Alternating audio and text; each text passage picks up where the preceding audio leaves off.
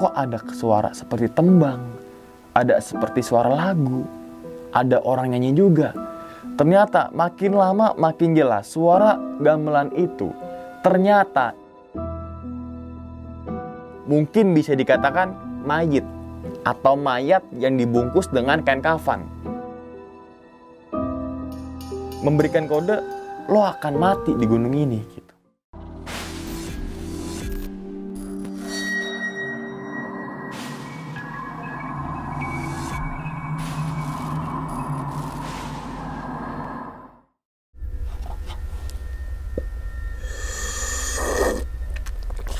Kok suara gini sih?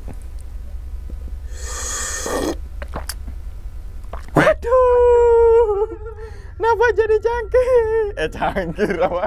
Gayung. Cangkir gue, Cuk. Aduh, jadi gayung panasan. Bibir gue susah banget buat ini. Nah, baru beda suaranya. Ting.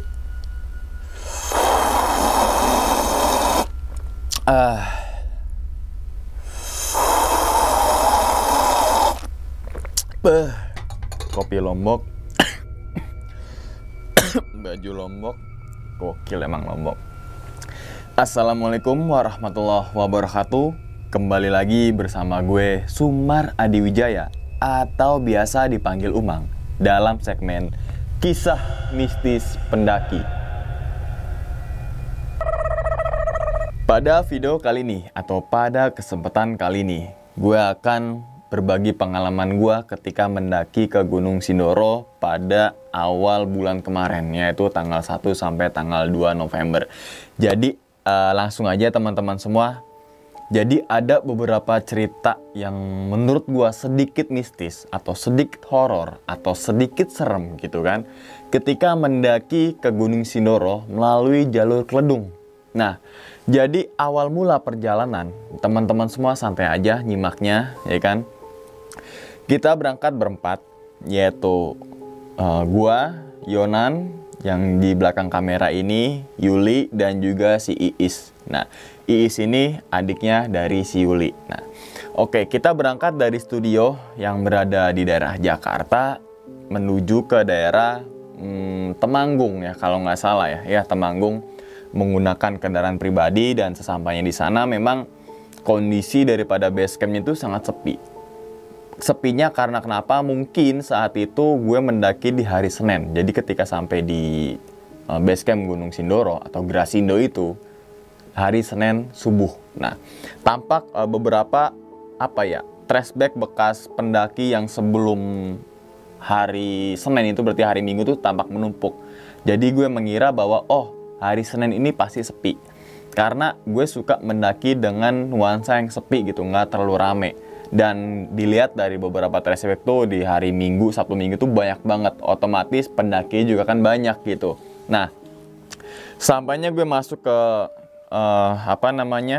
aula base camp atau dalam base camp itu, ternyata ada beberapa pendaki yang mungkin ada 4 rombongan. Jadi depan gua, samping kiri pojok, dan juga ada satu lagi tuh. Jadi ada 3, sorry. Nah, pas mereka sudah bangun semua dan ternyata rombongan ketiga pendaki ini ternyata mau turun, jadi nggak naik gitu. Yang sebelah berapa orang ya? 9 orang satu kelompok itu dari Purwokerto gitu kan, lupa siapa namanya. Terus ada 2 orang lagi dari asal Bogor, terus 1 orang lagi dari asal Semarang. Nah, dari situ kita mulai simaksi ya. Simaksi itu bukan simaksi, mungkin registrasi ya, karena memang Gunung Sindoro belum taman nasional gitu kan. Jadi kita registrasi, kita dikasih checklist barang gitu kan, yang dimana apa sih yang kita bawa saat itu. Jadi untuk teman-teman semua disarankan dari rumah jangan packing terlalu rapi, karena percuma packing rapi di rumah, nyampe di base camp itu dibongkar semua. Untuk apa sih? Untuk pihak base camp itu melihat semua checklist atau barang bawaan yang kita bawa gitu, mulai dari perlengkapan kelompok ya, tenda, headlamp dan lain sebagainya, cemilan, snack, logistik, semuanya itu di cross check semua gitu kan. Dan misalkan nggak ada, disuruh beli. gitu, disuruh melengkapi dulu, sorry. Nah, ketika udah di pihak base camp ini memberikan lampu hijau bahwasannya oke, rombongan sampean ini sudah memenuhi syarat pendakian dari entah itu logistik dan juga perlengkapan, barulah kita membayar sebesar 25.000 per orang dan memakai surat sehat. Nah, surat sehat yang dimaksud adalah surat sehat pada hari itu, bukan yang dibawa dari rumah. Oke, misalkan dari rumah boleh-boleh aja sih, tapi alangkah lebih baiknya surat sehat pas di hari itu gitu ya.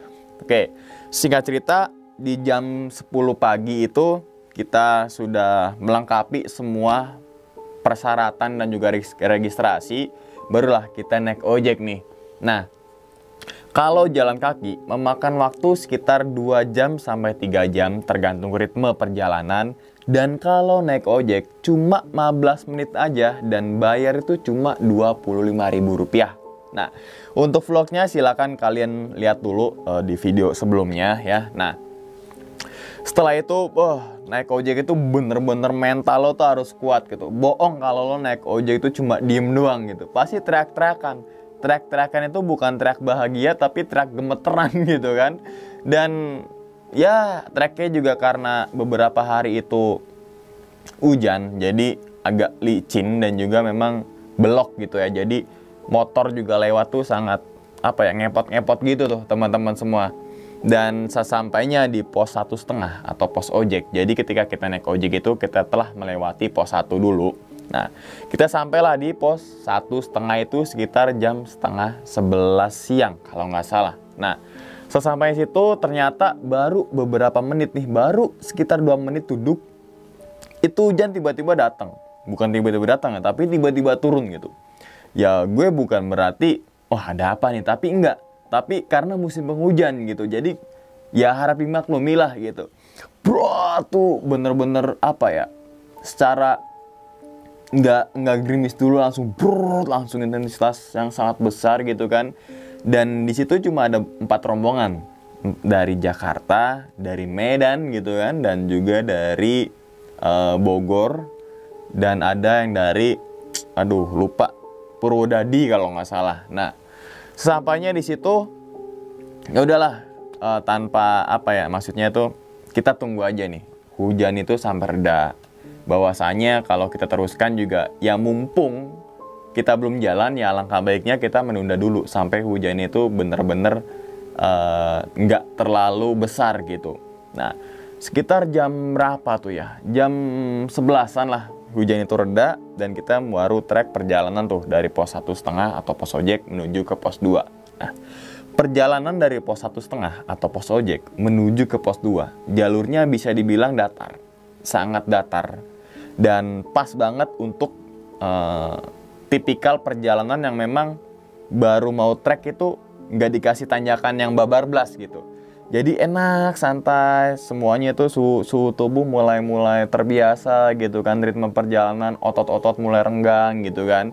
Sampai akhirnya kita melipir-melipir dan membutuhkan waktu sekitar 30 menit dari pos 1,5 menuju ke pos 2. Kita sampai tuh di pos 2. Nah, sama seperti halnya ketika kita sampai di pos 1,5 atau pos ojek itu. Kita baru sampai di pos 2, tiba-tiba hujan tuh gede, bener-bener gede, berat gitu kan.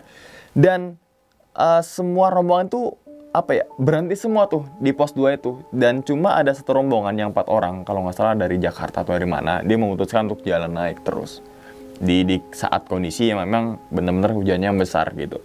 Nah, jam 12 kita lewatin gitu kan, jam 1 sampai jam 2, sampai gue sempet tertidur di pos 2 itu ya, karena ada sebuah warung. Gue masuk ke dalam warung itu, gue tidur gitu kan.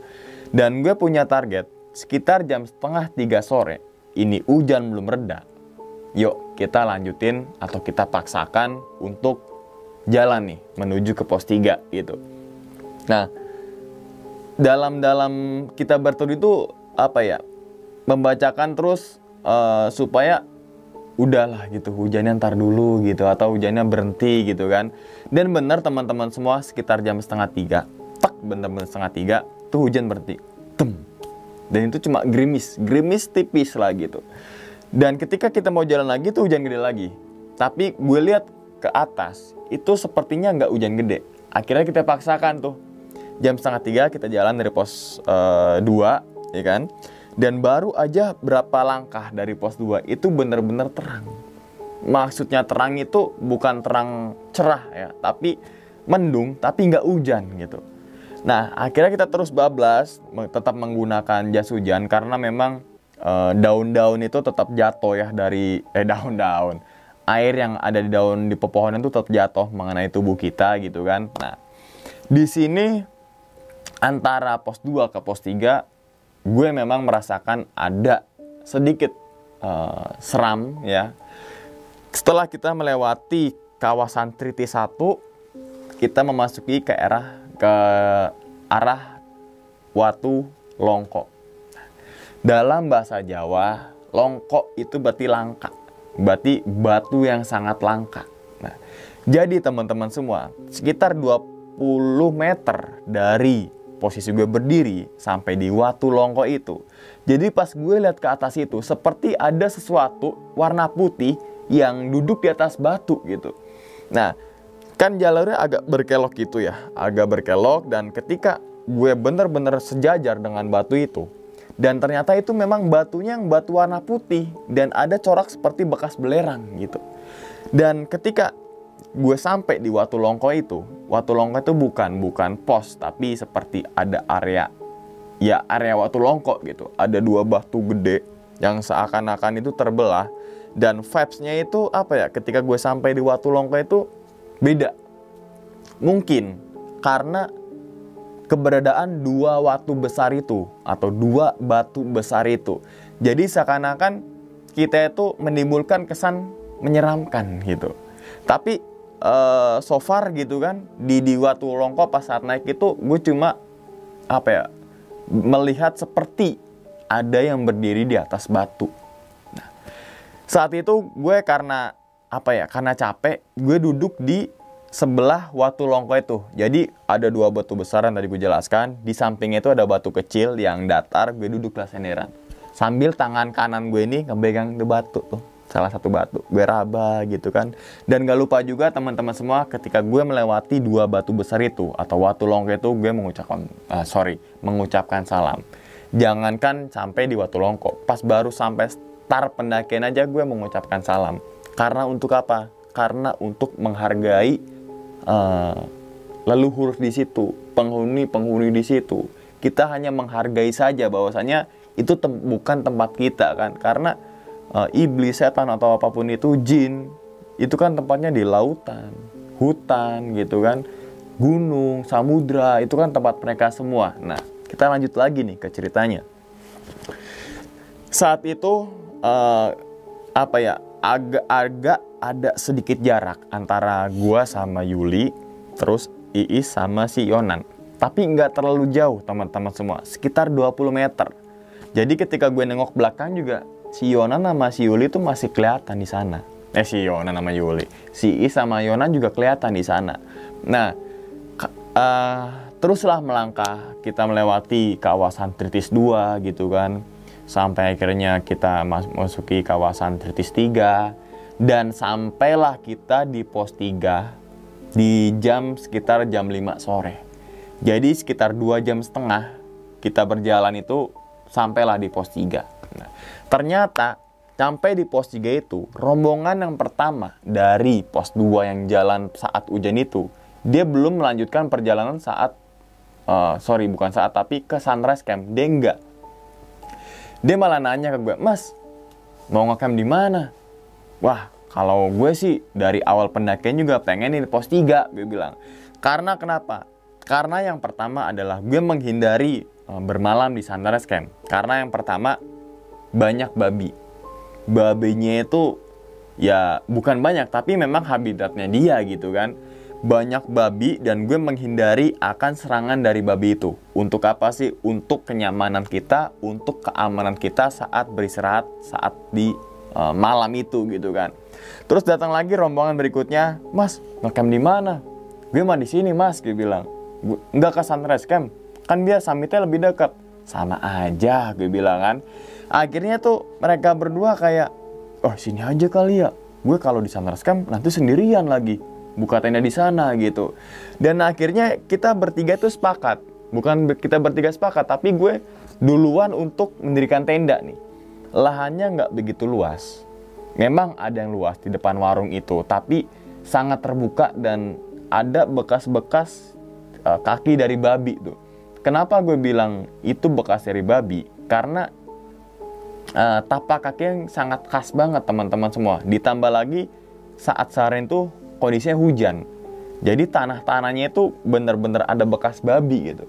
Alhasil gue mencari tempat camp yang agak naik lagi tuh, sekitar 10 meter atau 15 meter lah dari warung, yang bisa muat 2 tenda dengan kapasitas 2 orang masing-masing. Lokasi tempat camp itu agak miring, dan saat itu gue bawa cangkul kecil untuk biasa membuat parit dan juga untuk BAB gitu kan.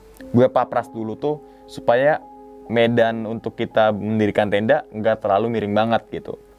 Gue papras, akhirnya kita bagi tugas. Gue sama Yonan mendirikan tenda, yang cewek-ceweknya ini untuk persiapan masak. Nah, jarak dari rombongan satu dengan yang lainnya itu sekitar 10 meter. Jadi satu rombongan di bawah gua dan satu rombongan lagi itu di atas gua. Nah, berarti satu rombongan yang orang Medan ini belum sampai teman-teman semua. Sekitar 8 orang itu tuh belum sampai. Dan udahlah tapi gua setenda sama si Yonan. Gak mungkin gue setenda sama cewek gitu kan. Gue setenda sama Yonan dan si Iis tenda sama si Yuli.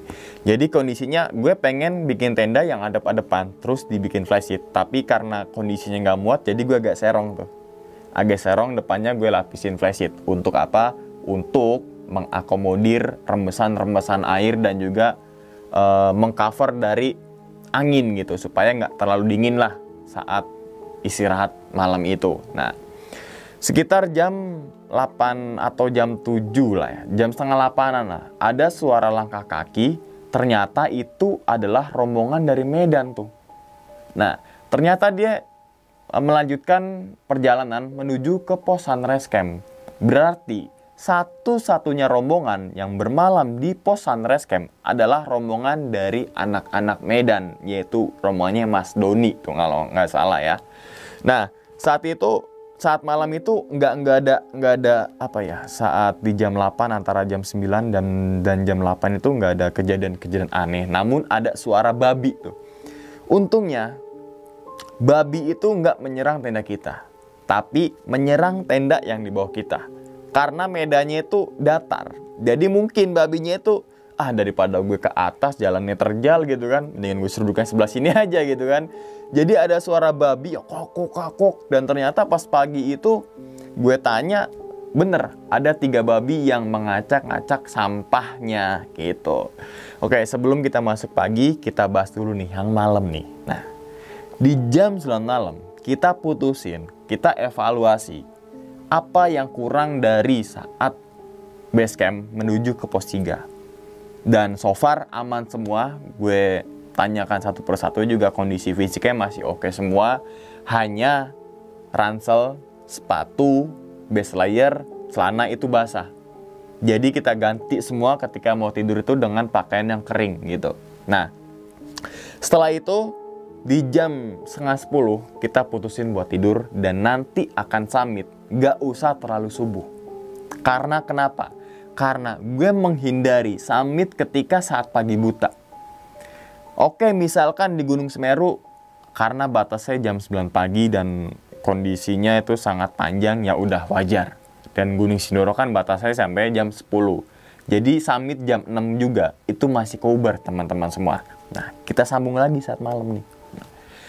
Saat itu gue tidur sama si Yonan, Yuli dengan si Iis. Gue tidur gitu kan, entah kenapa itu gue terbangun karena kenapa? Karena ada seperti suara. Ternyata pas gue bangun itu rombongan dari bawah tuh masih belum tidur. Dan ternyata pas gue lihat jam, ternyata jam 11 malam. Nah, karena untuk mengisi waktu luang gue masaklah telur. Jadi telur bulat. Gue biasa kalau naik gunung tuh telur bulat itu nanti gue bawa ketika pas mau summit itu. Jadi lumayan tuh, kalori juga banyak, karbohidrat, protein gitu kan. Gue masak lah di jam 11 malam itu. Dan kondisi saat masak itu gue doang yang melek mata gitu ya. Sedangkan Yonan, Yuli, dan juga Iis itu masih tidur pulas. Nah, baru aja sekitar 20 menit ketika gue masak itu, dari arah bawah itu ada suara seperti gamelan yang memang tuh sangat berintonasi gitu. Saat itu seketika gue matiin tuh kompor. Jadi kan kalau iniin kompor kan bunyi gitu kan. Gue matiin tuh kompor. Tek. Gue dengerin, gue fokusin pikiran, ini beneran gamelan atau memang gue berhalusinasi karena kondisinya di gunung dan saat malam hari. Dan ketika gue tegesin, kok ada suara seperti tembang, ada seperti suara lagu, ada orang nyanyi juga. Ternyata makin lama makin jelas suara gamelan itu. Ternyata itu suara dangdut dari bawah. Ternyata saat malam itu di bawah sana ada hajatan ya. Entah itu di desa mana, tapi bener-bener ada yang MC gitu. Kedengeran yang MC itu kedengeran seperti gitulah, layaknya orang meng-MC membawa sebuah acara gitu ya. Dan memang gue sugesti gue ini buruk nih gitu kan. Tapi emang pertama itu mungkin rombongan bawah itu menyetel sebuah lagu, tapi saat itu nggak ada lagu yang kita setel semua. Dan udah fix, ini orang hajatan, ini suara orang hajatan teman-teman semua. Nah, pas di jam 12 si Yuli ini kebangun. Mang, iya Yul, gue bilang kan gitu. Belum tidur?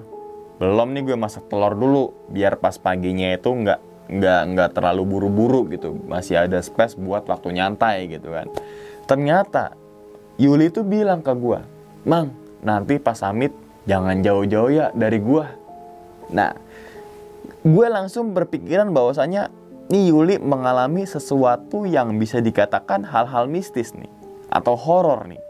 Ya udah, dan dia nggak cuma sekali doang saat di pendakian Sindoro, pendakian Gunung Gede. Pokoknya ketika dia bilang jangan jauh-jauh ya nanti, itu pasti dia mengalami sesuatu yang memang bikin dia takut gitu. Oke lah, saat itu ya udah tidur lagi aja, alarminnya terserah mau jam berapa, yang penting jam 6 kita start. Ya udahlah, kita tidurlah saat itu kan. Kita tidur. Nah, ternyata ada kejadian juga yang Iis alami. Tapi nanti ketika di akhir cerita gue jelaskan semuanya. Termasuk Yuli itu ngomong kayak gitu karena kenapa sih di akhir cerita. Nah, singkat cerita, alarm itu bunyi di jam 3 dini hari lah ya. Itu bunyi dan sekitar jam 4:30 gue keluar tenda dulu untuk memutuskan untuk sholat subuh gitu kan. Yang lainnya masih pada tidur tuh. Gue sholat subuh dulu gitu kan. Dan di jam 5 kurang 15 menit gue bangunin lah mereka. Oh iya, memang saat azan subuh itu terdengar teman-teman semua. Di pos 3 itu sangat-sangat terdengar azan dari desa bawah atau dusun bawah sana. Nah, saat itu emang perjalanan dari dari pos 3 menuju ke puncak memang bisa dikatakan perjalanan yang sangat panjang dan terasa sangat berat, walaupun nggak membawa beban yang lebih. Karena tenda, logistik, dan lain sebagainya itu kita tinggalkan di pos 3. Nah, oke, kita sambung lagi ke cerita. Saat perjalanan dari pos 3 menuju ke pos 4, pos Sunrise Camp, memang hanya sekitar 15 menit lah. 15 menit kita sampai di pos Sunrise Camp. Dan benar, ketika gue sampai di pos Sunrise Camp, ada 2 tenda. Dan gue positive thinking kalau itu tenda dari rombongan orang Medan. Jadi posisi tendanya itu di sebelah kiri plang Sunrise Camp tuh, sebelah kirinya. Jadi background dia itu hutan Lamtoro gitu kan. Dan saat itu cerah, bener-bener cerah. Kondisi cuaca sangat cerah. Dan kita lewati hutan Lamtoro 1. Aman. Lamtoro 2, aman. Lamtoro 3, aman. Sampai akhirnya kita memasuki kawasan Watu Tata 1, Watu Tata 2, dan sampai akhirnya di Watu Tata. Nah, pos Watu Tata ini adalah pos 4. Dan jarak dari pos 4 menuju ke puncak itu masih sejam sampai sejam setengah. Nah, kondisi dari saat ke Watu Tata menuju ke puncak memang itu vibes-nya itu berkabut. Jadi seakan-akan kita jarak pandang kita terbatas dan paling mentok itu sekitar 2 meter. Nah, karena Yuli udah dapat ritmenya, oke lah, gue dampingin Yuli nih, jalan. Dan Iis juga belum dapat ritmenya, gue suruh backup si Yonan. Dan tentunya walaupun kita berjarak, tapi kita membawa HT dan sering berkomunikasi gitu. Dan sesampainya di kita tempat batu-batu gitu kan, batu-batu sangat banyak dan gak ada pohon tapi sangat sedikit dan sangat kecil. Itu memang ada sangat jelas tanda daripada jalur pendakian, sangat jelas. Jadi ketika kita salah arah, ada lagi suruh ke arah kiri. Ketika kiri kita nggak ada arah, ada lagi. Jadi ada seperti paralon, terus di lakbanin gitu, ketika kena senter itu membantulkan cahaya, jadi reflektor cahaya gitu kan. Nah, saat perjalanan puncak ini sekitar jam 9 itu bener-bener vibes-nya itu gelap teman-teman semua. Dan gue sangat ingat kalau saat tadi naik gue berada di posisi kanan. Otomatis gue lihat belakang, oh itu Iis sama si Yonan. Jadi tampaknya itu nggak terlalu jelas dan samar-samar. Karena kenapa? Karena tertutup oleh kabut. Nah, tapi ketika baru berapa langkah, sekitar 5 langkah, gue nengok ke belakang. Loh, ternyata Yonan sama Iis itu ada di sebelah kiri jalur. Jadi yang tadi gue lihat itu siapa? Apakah mungkin itu sebuah plang? Gue nggak tahu karena gue nggak terlalu jelas. Tapi postur tubuhnya seperti layaknya orang dan seperti layaknya Iis sama Yonan. Nah, oke lah, mungkin si Iis sama Yonan pindah haluan dari kanan terus hajar ke kiri. Masih positif gue saat itu. Nah, sekitar jam 10 kurang 15 menit kita berempat sampailah di puncak Gunung Sindoro. Dan baru beberapa meter sebelum puncak itu aroma belerangnya benar-benar sangat menyengat. Dan sampai semuanya itu benar-benar batuk. Dan gue lupa saat itu nggak membawa masker. Sebenarnya bawa, tapi ketinggalan di tenda. Untungnya ada anak-anak dari Medan, teman ngopi horor juga, yaitu Mas Doni memberikan gue masker. Terima kasih banyak ya Mas Doni. Jadi gue ke cover tuh teman-teman semua. Dan maskernya nggak lupa juga gue basahin dulu di bagian ujungnya. Emang agak ngap, tapi itu meminimalisir aroma belerang yang masuk ke dalam hidung gitu. Nah, saat di puncak itu nggak menghabiskan banyak waktu, sekitar 10 menit. Kok bentar banget? Iya, bentar banget. Karena kawah dari candra di muka itu, belerangnya tuh kayak seakan-akan udah lo turun gitu. Jam 10 pagi itu lo turun. Tetap teman-teman semua, kita selalu dibalut dengan kabut yang sangat pekat dan kabut putih, bukan kabut hitam.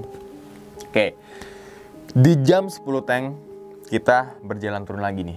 Menuju kemana sih? Menuju ke pos 3 lagi.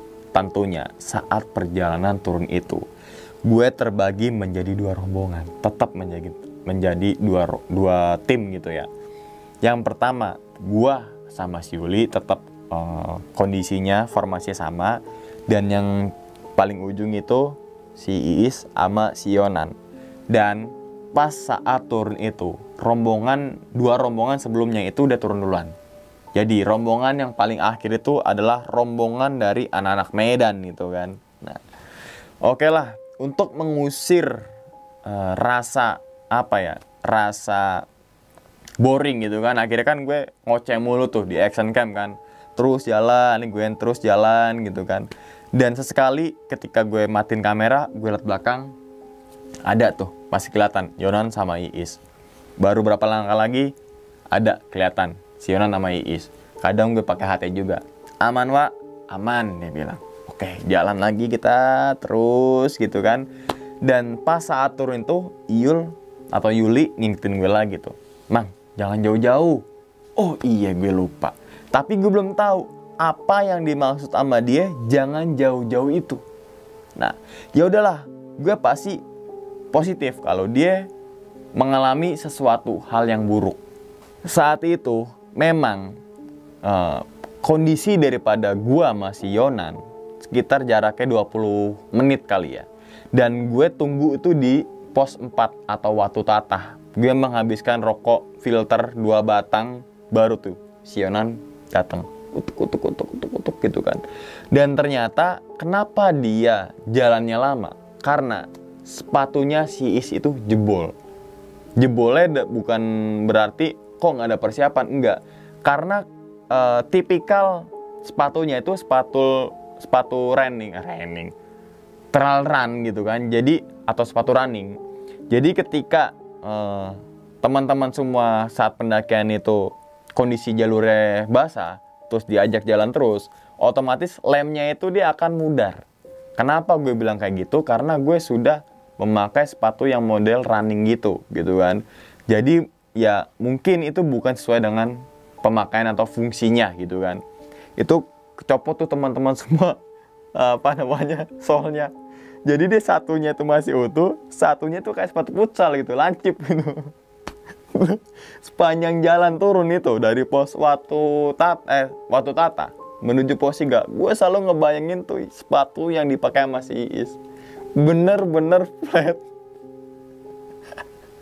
Gue sampai sekarang, sampai gue bawain ini cerita, memang masih kebayang teman-teman semua. Lucunya itu bener-bener minta ampun gitu. Oke, kita sambung lagi ya. Nah, hal yang paling bosenin adalah saat dari pos 4 menuju ke pos 3. Karena kita melewati hutan Lamtoro yang sangat panjang banget. Dan saat turun itu, bukan turun menuju base camp ya, tapi turun menuju ke pos 3 itu, kondisinya tuh hujan. Hujannya seketika, brek gitu, langsung besar. Yang memang inilah resikonya kalau kita mendaki saat musim penghujan. Tapi kita berempat sudah siap dengan resiko tersebut karena kita sudah persiapan gitu. Nah, entah kenapa saat memasuki di hutan Lamtoro 2 ya, itu kan jalurnya seperti cekungan ya cuy ya, kayak dalam gitu cuy ya.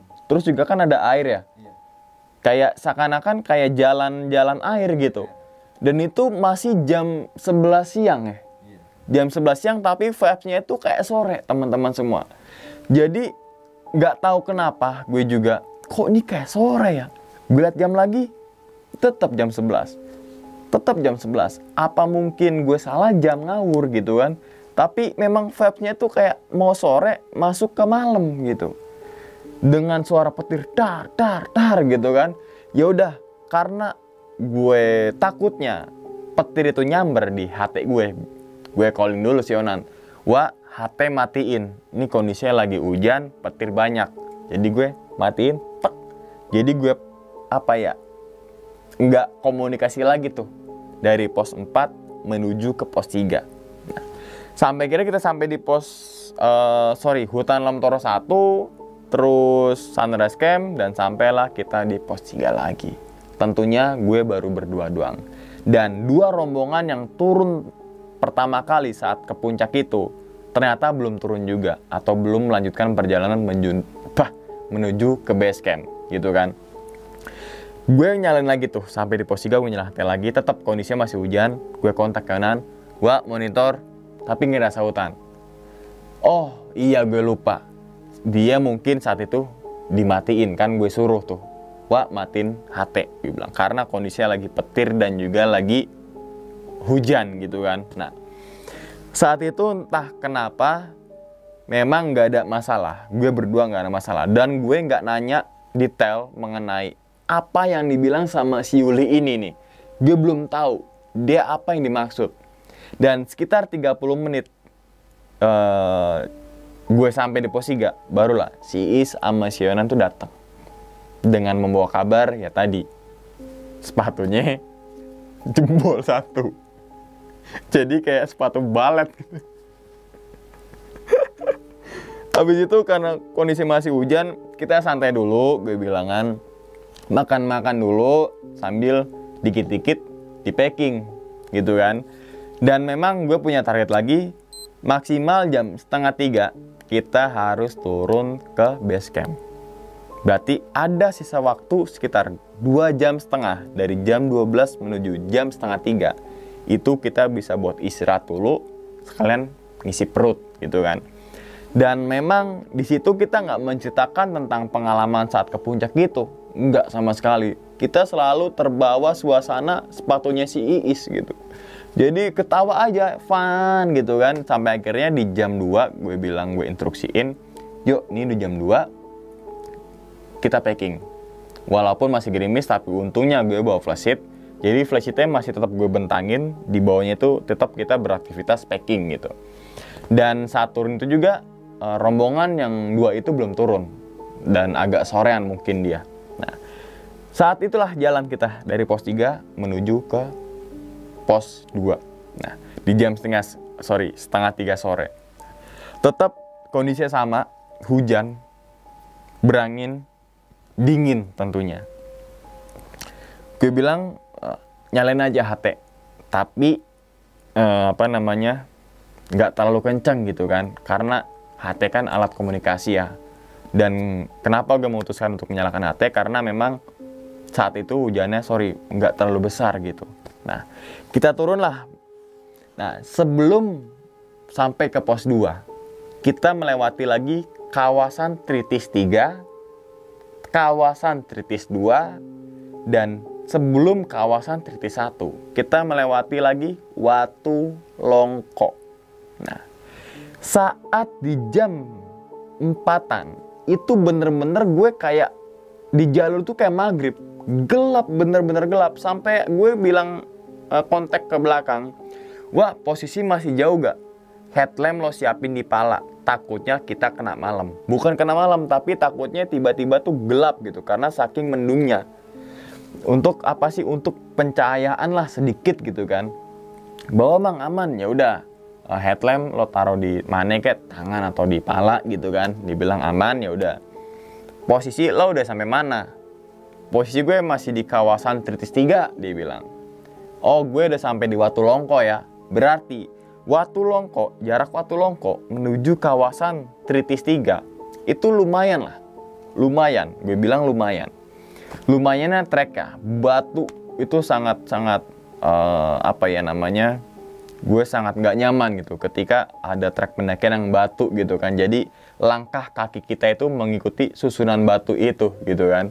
Tapi ya udah, itu merupakan tipikal Gunung Sindoro via Kledung gitu kan.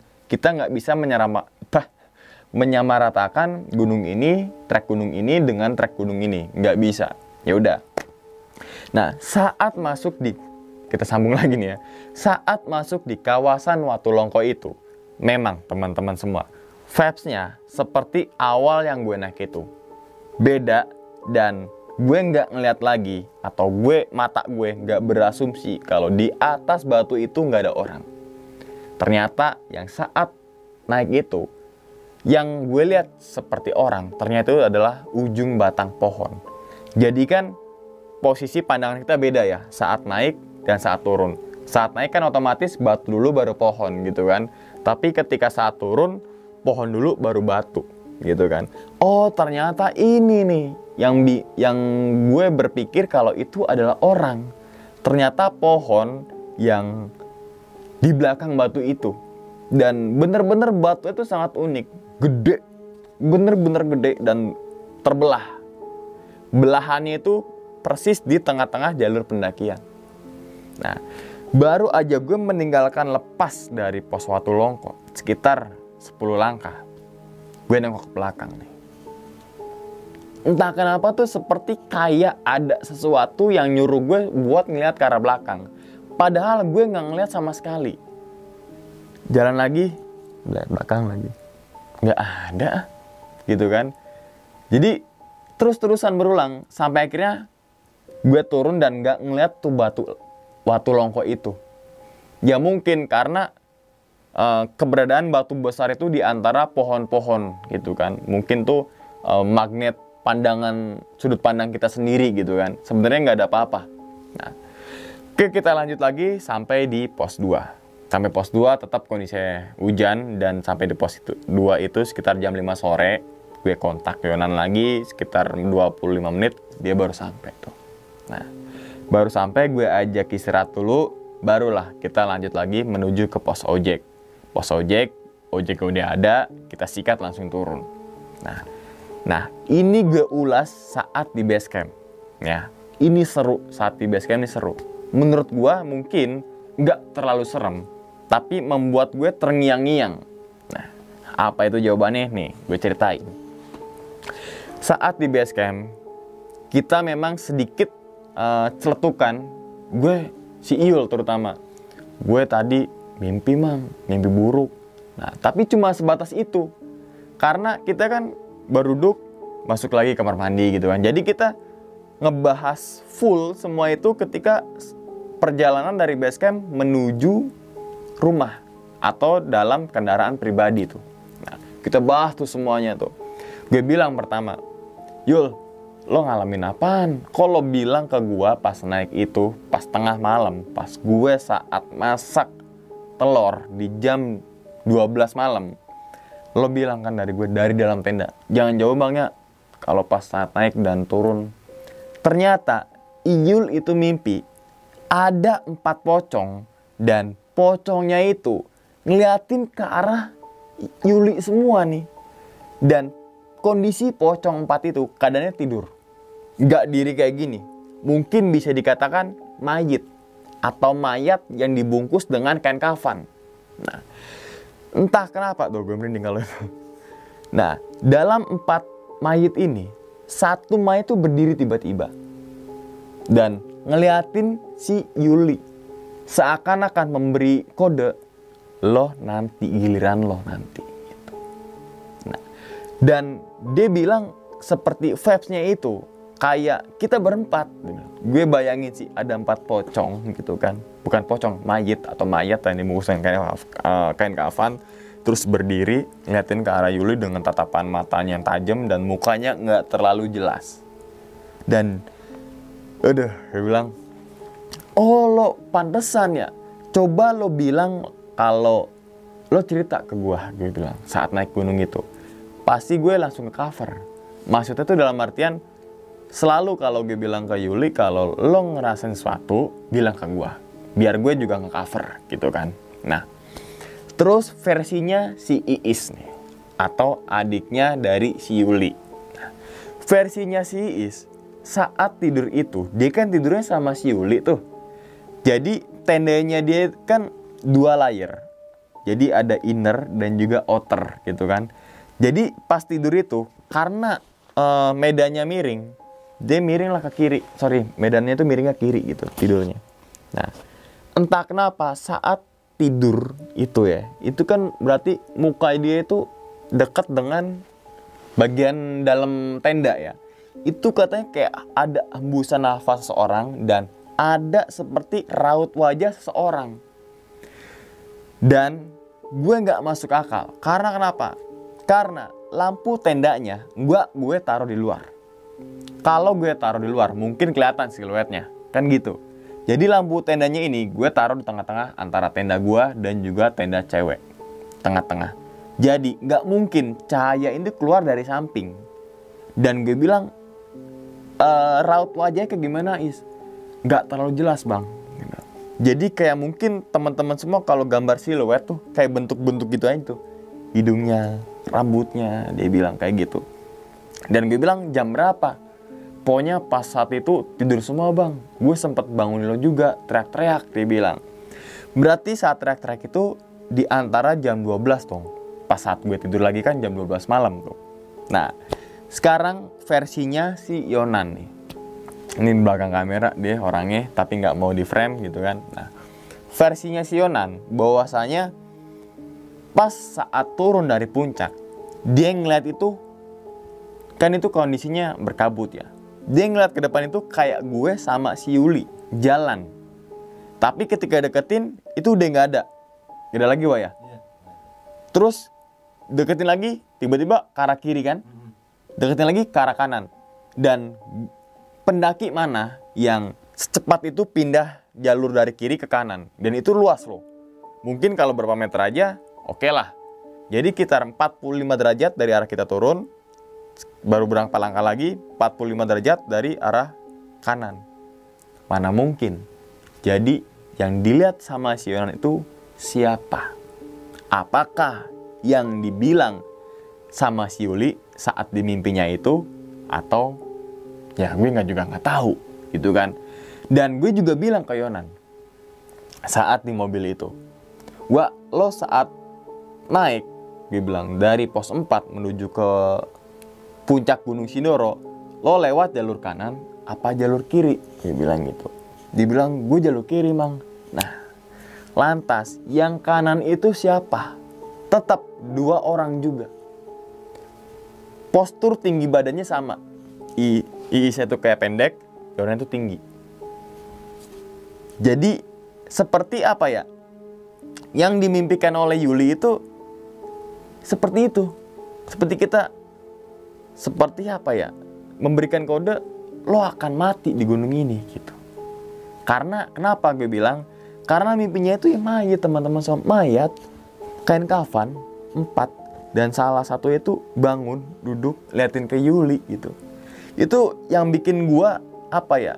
Oh ini kayaknya gue ceritakan nih, walaupun teman-teman semua ya mungkin menilai nggak terlalu serem. Gue juga bilang nggak terlalu serem. Karena memang gue pure saat pendakian itu nggak melihat sesuatu. Dan itu seperti hanya halusinasi aja. Yang di atas batu itu ternyata pohon. Dan yang kanan itu gue nggak tahu. Apakah itu Yonan beneran atau makhluk lain. Atau memang itu batu besar atau pohon besar atau pelang petunjuk arah. Gue juga nggak tahu. Nah, sama si Yonan juga bilang gitu. Saat turun itu juga, gue sambung lagi nih. Kondisinya kan Iis di belakang ya, Wak ya? Iya, benar. Dia ngeliat ke belakang lagi. Si Yonan ini ngeliat jalan lagi, lihat ke belakang lagi. Jadi seperti ada, sama kayak halnya gue. Seperti ada yang nyuruh gue suruh ngeliat, tapi gue nggak tahu apa yang dilihat, gitu Wak ya? Seperti matanya itu kayak kita mencari sesuatu. Mencari sesuatu yang ada apa sih gitu. Teman-teman pasti merasakan dah ketika ngeliat ada pohon banyak, mata nih seakan-akan ngeliat gitu. Ngeliatnya dalam artian gue pengen ngeliat apa ya gitu kan. Padahal sebenarnya nggak ada apa-apa. Karena mungkin vibes-nya itu hujan, mendung, gelap gitu kan. Jadi terus kita juga sepi kondisinya gitu kan. Tapi karena gue selalu singgung ke teman-teman gue yang sering naik gunung sama gue, sugesti-sugesti buruk coba kita hilangkan. Walaupun manusia nggak luput dari rasa takut. Takut manusiawi. Kalau lo nggak takut, lo Power Ranger. Pasti teman semua, manusia mempunyai rasa takut. Walaupun sedikit gitu kan, tetap rasa takut itu selalu menyelimuti kita. Tapi usahakan jangan sampai rasa takut itu menguasai diri kita. Tapi kita harus menguasai rasa takut itu. Dan sedikit mengingatkan untuk teman-teman semua ketika mau mendaki ke Gunung Sindoro, bahwasanya harus membawa surat sehat. Ya gue selalu usulkan bikin surat sehat di sana aja. Karena yang dimaksud dengan surat sehat itu kondisi sehat pada hari itu, bukan hari kemarin atau lusa. Gitu kan. Dan bawalah perlengkapan yang memang wajib untuk kelompok dan juga pribadi. Terus kita pondasin lagi dengan logistik. Bawalah logistik secukupnya. Misalkan teman-teman semua pendakiannya 2 hari, usahakan kasih spare sedikit untuk 1 hari gitu. Jadi teman-teman semua, kita kan nggak tahu ya kalau naik gunung apalagi berkegiatan di alam bebas apa sih resikonya gitu kan. Tapi kalau kita save resiko tersebut, ya insya Allah aman-aman aja dan bisa tercover. Dan yang mau naik Gunung Sindoro yang sekali lagi gue ingetin, packingnya nanti aja ketika di base camp, jangan di rumah.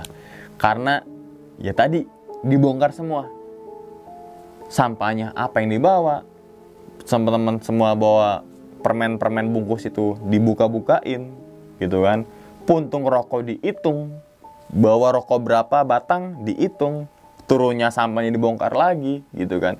Tapi dari pihak Grasindo bukan semata-mata untuk mempersulit pendaki-pendaki lah atau teman-teman semua naik Gunung Sindoro, tapi enggak, itu berdasarkan landasan yang memang untuk meminimalisir pendaki-pendaki atau oknum-oknum pendaki yang nggak membawa perlengkapan pada saat pendakian.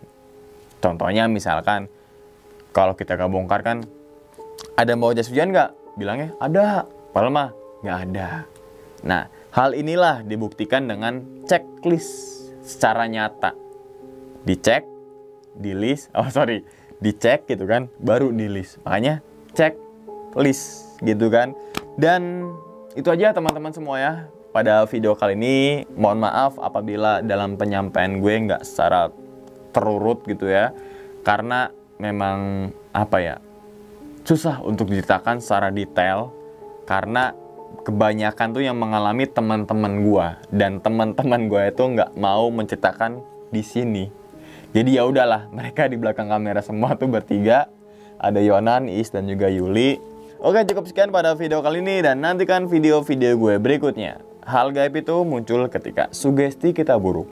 Wassalamualaikum warahmatullahi wabarakatuh. Selamat beristirahat.